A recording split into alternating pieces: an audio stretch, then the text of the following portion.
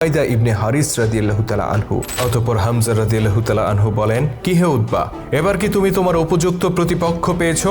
অহংকারে উতবা বলে, হ্যাঁ, তোমরা আমাদের উপযুক্ত বটে। হামজা রাদিয়াল্লাহু তাআলা আনহু বললেন, তবে আর দেরি কেন, এসো লড়াই করো, নিজের যোগ্যতার প্রমাণ দাও। শুরু হয়ে যায় দ্বন্দ্বযুদ্ধ। ঝলকানি দিয়ে ওঠে শমশের, আর দুই পক্ষ রুদ্ধশ্বাসে অপেক্ষা করে দ্বন্দ্বযুদ্ধের শেষ দেখার জন্য। প্রতিপক্ষকে ঘায়েল করতে সবচেয়ে কম সময় নেন আল্লাহর সিংহ আলী ইবনে আবু তালিব রাদিয়াল্লাহু তাআলা আনহু। তার প্রতিপক্ষ ছিল উতবার ভাই সায়েবা। সে ছিল নিজের বীরত্বের জন্য কোরাইশদের মধ্যে বিখ্যাত, কিন্তু আল্লাহর সিংহ যখন কারো উপর থাবা বসায় তখন তার সমস্ত বীরত্ব মাটির সাথে মিশে যায়। সায়েবার ভাগ্যেও তাই ঘটেছিল। আলী রাদিয়াল্লাহু তাআলা আনহুর তলোয়ারের এক আঘাতেই তার ভবলীলা সাঙ্গ হয়ে যায়, আর মুসলিম বাহিনীর আহাদুন আহাদ ধ্বনিতে প্রকম্পিত হয়ে ওঠে বদর প্রান্তর।